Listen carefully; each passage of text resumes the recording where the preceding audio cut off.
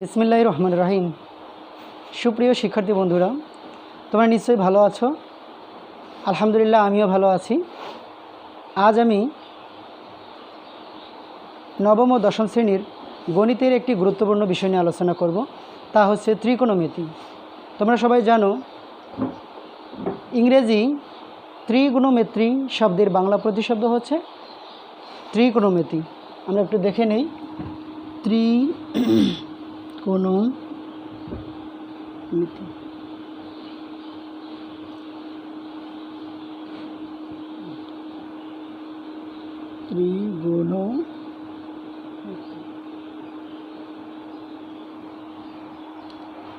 ত্রিগুণমিতি শব্দটি দুটি গ্রিক শব্দ ত্রিগুণন ও মেট্রন থেকে এসেছে, যার অর্থ হচ্ছে ত্রিভুজ এবং মেট্রন শব্দের অর্থ হচ্ছে পরিমাপ। আমরা একটু দেখে নেই। ত্রিগুণন,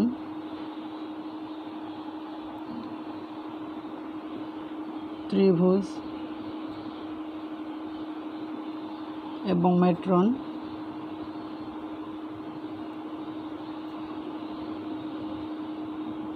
পরিমাপ।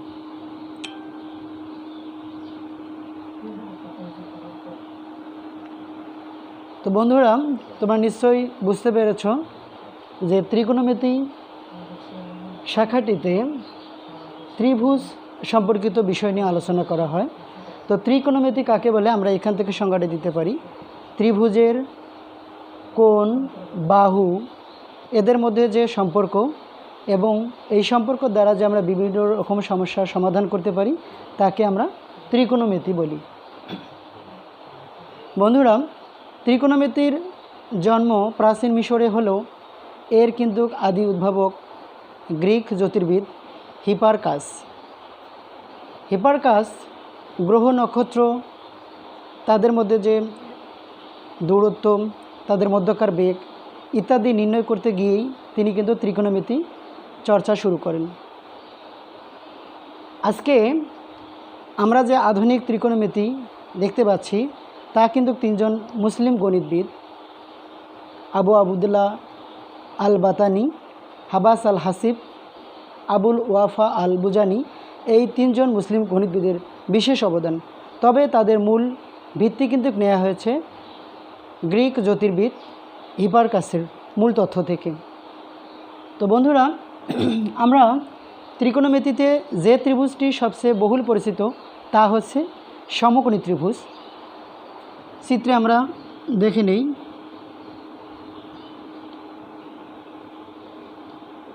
এ বি সি একটি ত্রিভুজ, যার বি কোণটি হচ্ছে সমকোণ। আমরা জানি যে ত্রিভুজের একটি কোণ সমকোণ অর্থাৎ 90 ডিগ্রি, তাকে সমকোণী ত্রিভুজ বলে। সমকোণী ত্রিভুজের অপর যে দুটি কোণ থাকে, সে দুটি কোণের প্রত্যেকটিকে সূক্ষ্মকোণ বলে এবং যাদের পরিমাণ হচ্ছে 90 ডিগ্রি, এবং এদের একটি কোণকে অপর কোণটির পূরক কোণ বলে। বন্ধুরা, আমরা সবাই একটি জিনিস ভাবি, তা হচ্ছে এই এবিসি সমকোণী ত্রিভুজের বিসিটাকে আমরা ভূমি ভাবি এবং এবিটাকে লম্ব ভাবি, কিন্তু ত্রিকোণমিতিতে আসলে তা কিন্তু নয়। ত্রিকোণমিতিতে আমরা এই সূক্ষ্মকোণের যে কোনো একটি কোণকে চিন্তাভাবনা করেই লম্ব এবং ভূমি নির্ধারণ করব। আমরা জানি সমকোণী ত্রিভুজের বৃহত্তম বাহুকে অতিভুজ বলে।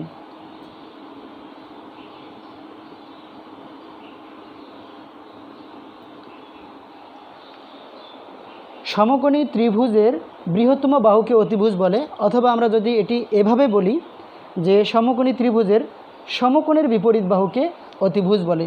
তাহলে বি কোণটি যদি সমকোণ হয়, তাহলে এটিকে আমরা অতিভুজ বলবো। এখন যে কোণটিকে আমরা সূক্ষ্মকোণ বিবেচনা করব, ধরো সি কোণটাকে আমরা সূক্ষ্মকোণ বিবেচনা করলাম, তাহলে সেক্ষেত্রে সূক্ষ্মকোণের বিপরীত বাহুকে লম্ব বলে এবং অপর যে বাহুটা থাকে সেটাকে আমরা ভূমি বলবো।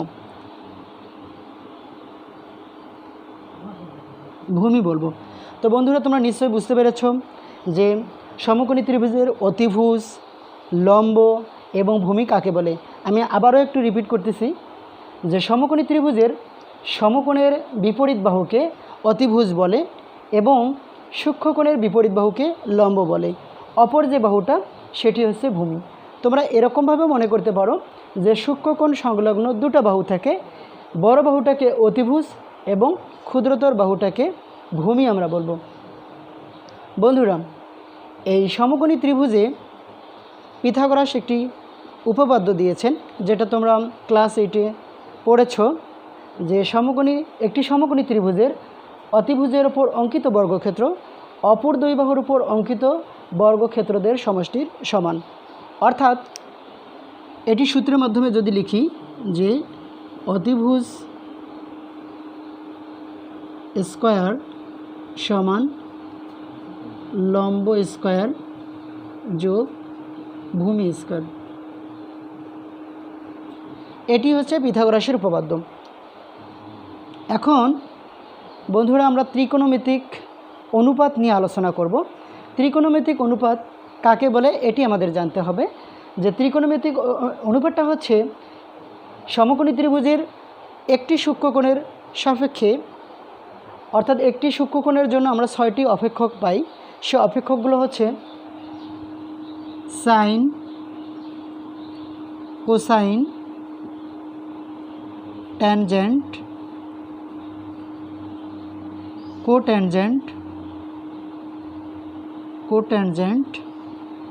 সেকেন্ড এবং কোসেকেন্ড।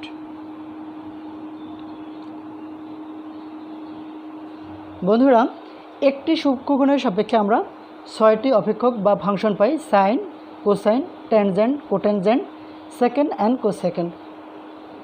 আমরা যে গাণিতিক সমস্যাগুলো সমাধান করি সেখানে এর সংক্ষিপ্ত রূপ সাইন, কজ, ট্যান, কট, সেক এবং কোসেক ধরে করে থাকি। এই যে এক একটি ফাংশন বা অপেক্ষক রয়েছে, এদের যে কোনো দুটো বাহুর অনুপাতকেই আমরা ত্রিকোণমিতিক অনুপাত বলবো। বন্ধুরা, এই সমকোণী ত্রিভুজে একটি সূক্ষ্মকোণকে আমরা গ্রিক অক্ষর থিটা, আলফা, বিটা, গামা ইত্যাদি দ্বারা আমরা প্রকাশ করে থাকি। তো এখন আমরা ধরো থিটা কোণটিকে সূক্ষ্মকোণ বিবেচনা করলাম। সেই সাপেক্ষে আমরা এই যে ত্রিকোণমিতিক যে ফাংশনগুলো রয়েছে এদের অনুপাত আমরা এখান থেকে বের করব এবং আমরা কিছু ছন্দের মাধ্যমে এগুলো মনে রাখার চেষ্টা করব। ওকে,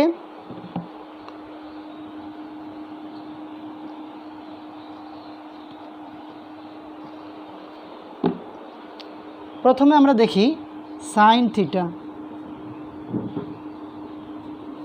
সাইন থিটার মধ্যে যে দুটো বাহু আমরা পাব সেটি হচ্ছে লম্ব বাই অতিভুজ। লম্ব বাই অতিভুজ।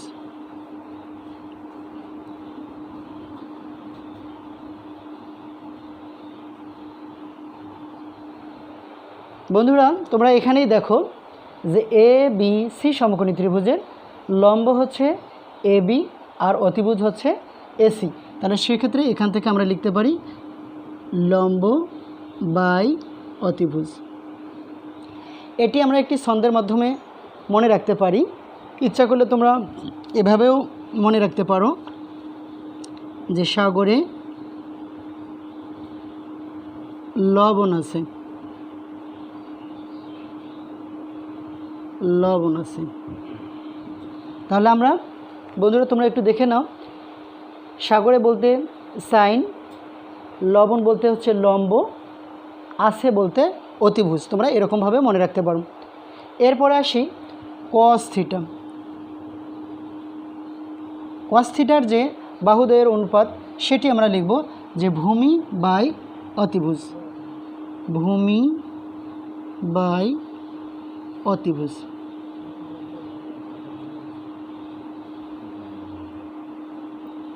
তো এখান থেকে আমরা একটু দেখে নেই যে ভূমি হচ্ছে বিসি এবং অতিভুজ হচ্ছে এসি।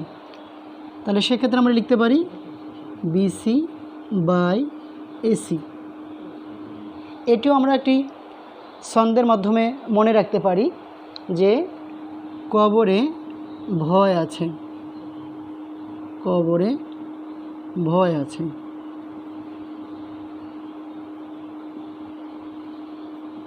কবরে ভয় আছে, তাহলে কবর বলতে এখানে আমরা কজ বোঝাবো, ভয় বলতে ভূমি এবং আছে বলতে অতিভুজ। এরপরে আসি ট্যান থিটা। ট্যানের মধ্যে রয়েছে লম্ব বাই ভূমি, লম্ব বাই ভূমি,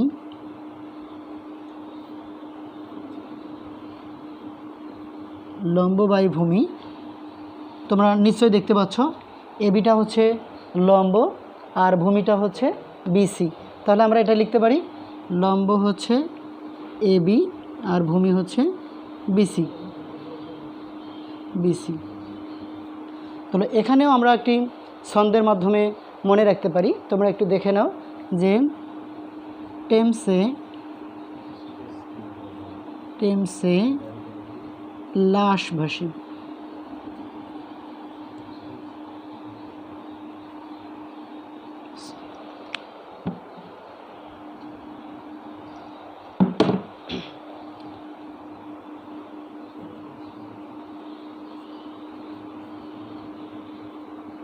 লাশ ভাসে। টেমসে একটি নদীর নাম যেটা ইংল্যান্ডে অবস্থিত। তাহলে টেমসে কী ভাসে? লাশ ভাসে। টেমস বলতে হচ্ছে ট্যান থিটা, লাশ বলতে হচ্ছে লম্ব, ভাসে বলতে ভূমি। এখন বন্ধুরা অপর যে ফাংশনগুলো রয়েছে যেটা আমরা এর বিপরীত করলেই পেয়ে যাব, যেমন sine theta, cos theta, tan theta, cot theta, sec theta এবং কোসেক থিটা, কোসেক থিটা। এখন সাইন থিটার বিপরীত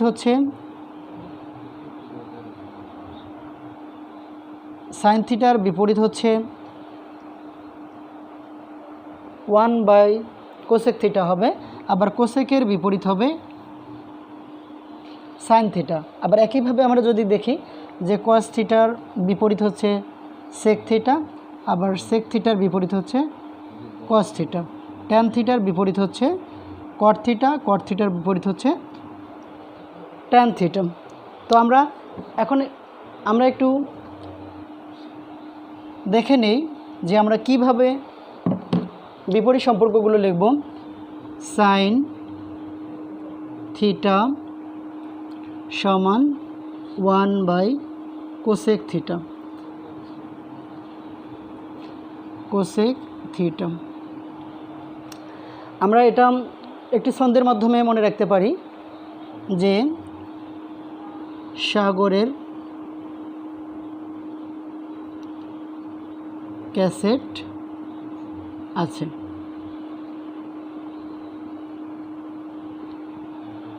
যে সাগরের ক্যাসেট আছে, হচ্ছে ছন্দের মিল করার জন্য, যে সাগর বলতে সাইন, ক্যাসেট বলতে হচ্ছে কোসেক। তাহলে সাইন থিটা এর বিপরীত হচ্ছে 1 বাই কোসেক থিটা। এখন এখানেই যদি আমরা লিখি তাহলে cosec theta 1 by sine theta. এরপরে আমরা দেখি কস থিটা। তাহলে কস থিটা সমান 1 বাই সেক থিটা। এটিও আমরা একটি ছন্দের মাধ্যমে মনে রাখতে পারি, সেটি হচ্ছে যে ক্লোজ হলেই সেকা।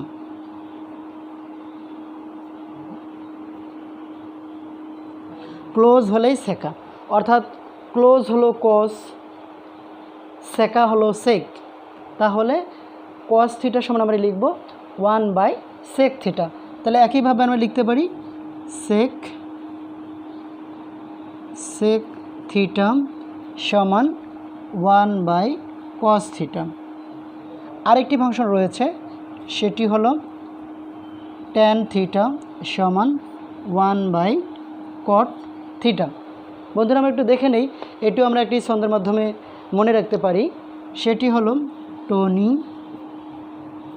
কোটিপতি।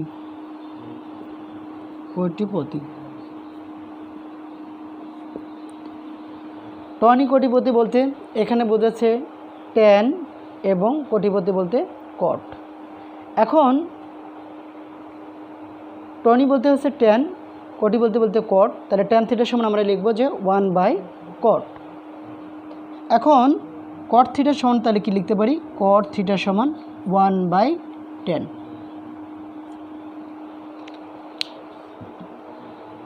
বন্ধুরা এই ট্যান থিটার আরেকটি সূত্র আছে, যেটা তোমাদের গাণিতিক সমস্যাগুলো করতে গিয়ে বেশি প্রয়োজন পড়বে। সেটি হচ্ছে যে ট্যান থিটা সমান আমরা এটি লিখতে পারি যে sine theta by cos theta. Sine theta by cos theta, এটি আমরা একটি ছন্দের মাধ্যমে মনে রাখতে পারি। টনির সামনে কাজ।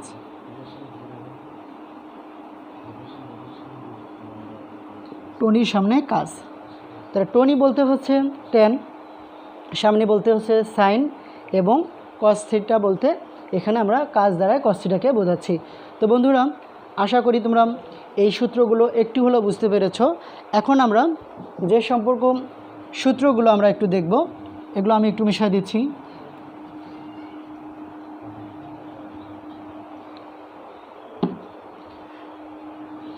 একটু লক্ষ্য করো, আমরা জানি যে sine square theta plus cos square theta is equal to 1।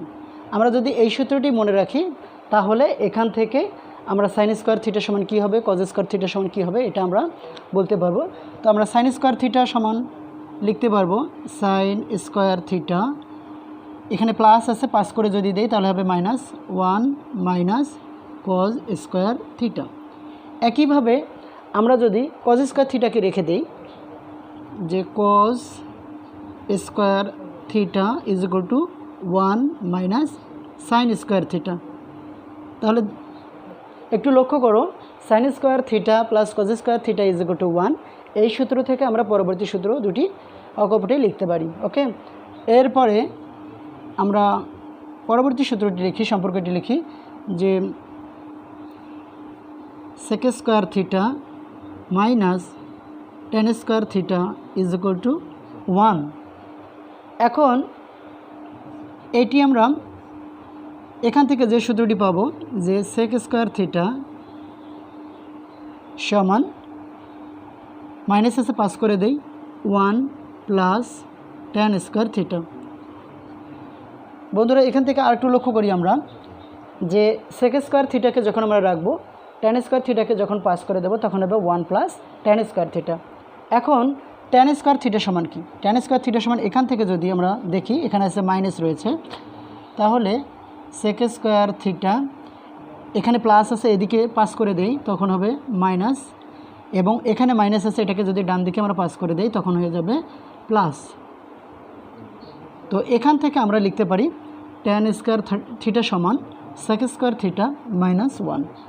তাহলে sec square tan square theta সমান সেক স্কোয়ার থিটা মাইনাস 1।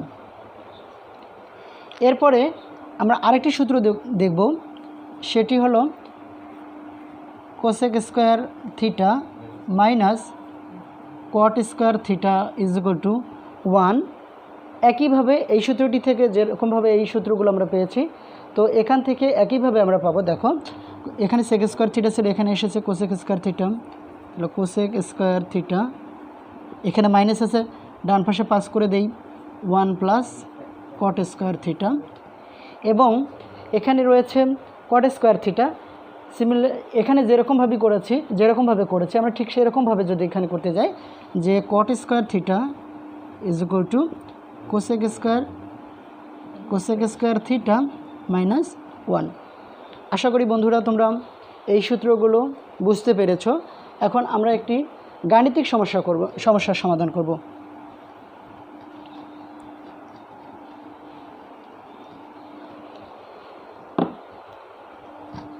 দেখো যে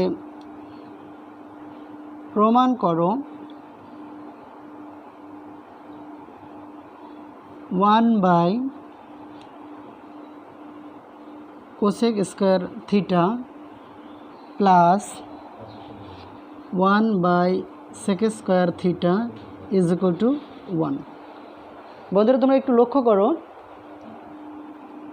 সাইন স্কয়ার থিটা এটাকে কিন্তু আমরা এরকমভাবে লিখতে পারি, সাইন থিটা স্কয়ার এরকমভাবেও লিখতে পারি। তো আমরা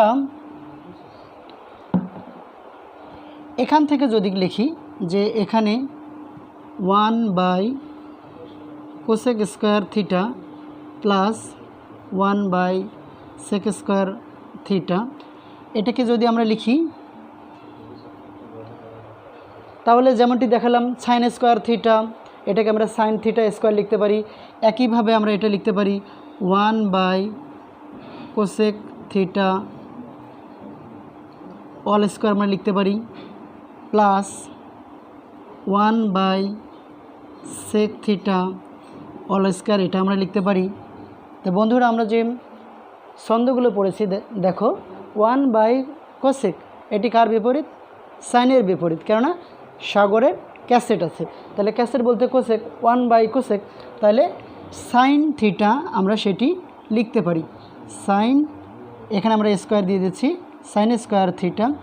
বন্ধুরা দেখো আরেকটি আমরা ছন্দ পড়েছি কজের জন্য, যে ক্লোজ হলেই সেকা, তাহলে 1/sec যেহেতু সেকা এসেছে তাহলে আমরা বলতে পারি এটা কজ, তাহলে আমরা এটা লিখতে পারি যে কোস স্কয়ার থিটা। এখন কিছুক্ষণ আগেই আমরা যে সূত্রটি দেখেছি সেটা হচ্ছে sine square theta plus cos square theta is equal to 1। তাহলে দেখো 1/cosec square theta plus 1/sec square theta is equal to 1, আমরা এটা করতে পারলাম খুব সহজেই। তোমরাও খুব সহজেই করতে পারো যদি সূত্রগুলো একটু প্র্যাকটিস করো। বন্ধুরা একটি সমকোণী ত্রিভুজ থেকে আমরা যে ফাংশন বা অপেক্ষকগুলো করলাম, তো আমরা কিভাবে বের করতে পারবো তোমরা একটু লক্ষ্য করো।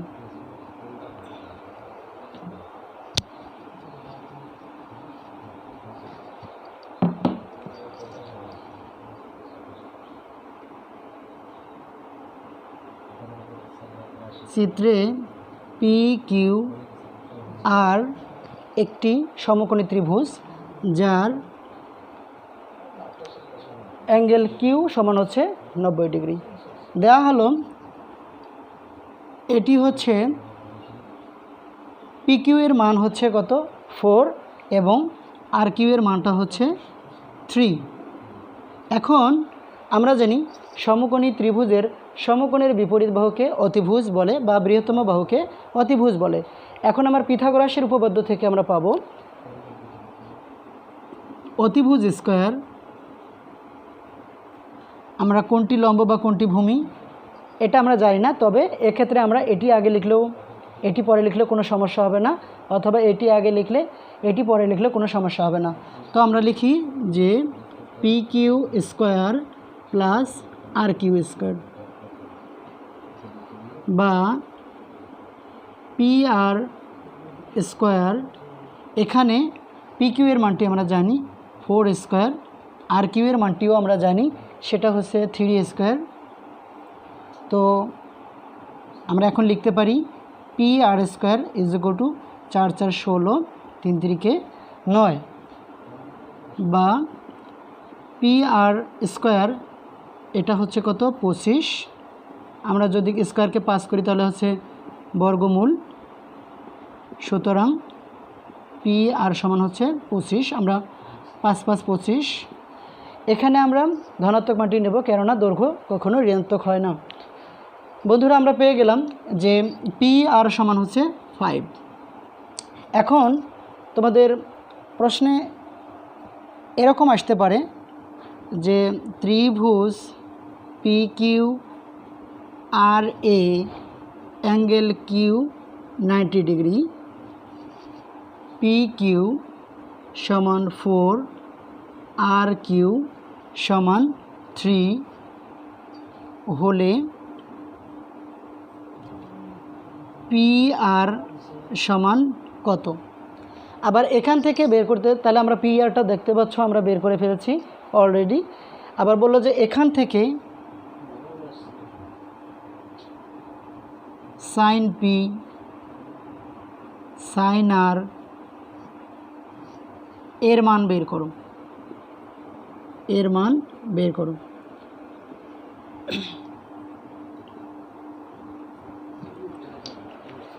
এখন বন্ধুরা তোমরা একটু লক্ষ্য করো, সাইন পি, এখানে পিটা হচ্ছে সূক্ষ্মকোণ, পিটা হচ্ছে কি সূক্ষ্মকোণ। তাহলে পিটা আমরা সূক্ষ্মকোণ নির্দিষ্ট করে নিলাম। আমরা জানি সমকোণী ত্রিভুজের সমকোণের বিপরীত বাহু হচ্ছে বড় বাহুটা হচ্ছে অতিভুজ। তাহলে বড় বাহুটা আমরা দেখতেই পাচ্ছি 5 হচ্ছে অতিভুজ, সূক্ষ্মকোণের বিপরীত বাহুকে লম্ব বলে। তাহলে এটি হচ্ছে লম্ব পি সূক্ষ্মকোণের জন্য। তাহলে আমরা লিখতে পারি সাইন পি, এটা সময় লিখতে পারি যে সাগরে লবণ আছে, যেটা আমরা ছন্দে পড়েছি, লম্ব বাই অতিভুজ। তো লম্বটা হচ্ছে এখানে কত, আর কিউ, অতিভুজটা হচ্ছে পি আর, পি আর। তাহলে আর কিউ এর মানটা আমরা বসিয়ে দিই, কত এখানে আর কিউ এর মানটি, আর কিউ এর মানটি হচ্ছে 3 এবং পি আর এর মানটি হচ্ছে 5। আমরা খুব সহজে এটি বের করতে পারলাম। আবার সাইন আর, সাইন আর, তাহলে দেখো এখানে সূক্ষ্মকোণটি আবার বলা হয়েছে আর। তাহলে আর যদি সূক্ষ্মকোণ হয়, আর যদি সূক্ষ্মকোণ হয়, তাহলে আমরা জানি সূক্ষ্মকোণের বিপরীত বাহুকে লম্ব বলে। তাহলে এক্ষেত্রে পিকিউটা হচ্ছে লম্ব এবং অতিভুজটা হচ্ছে পি আর। তাহলে আমরা লিখতে পারি P Q by P R. তাহলে পি কিউ এর মানটি হচ্ছে 4 এবং পি আর এর মানটি হচ্ছে কত, 5। তাহলে বন্ধুরা তোমরা দেখতেই পাচ্ছ ফাংশন একই, কিন্তু সূক্ষ্মকোণের ভিন্নতার কারণে এর মান ভিন্নতা এসেছে। তাহলে আমরা অবশ্যই ভালো করে খেয়াল করব এই সমকোণী ত্রিভুজের ক্ষেত্রে সূক্ষ্মকোণের বিপরীত বাহুকে যে লম্ব বলে এবং সমকোণের বিপরীত বাহুকে যে অতিভুজ বলে, এটা আমরা খুব ভালোভাবে খেয়াল করব।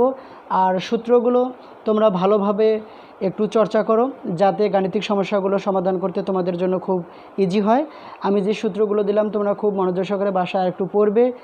তো তোমরা সবাই ভালো থাকো, সুস্থ থাকো, আল্লাহ হাফেজ।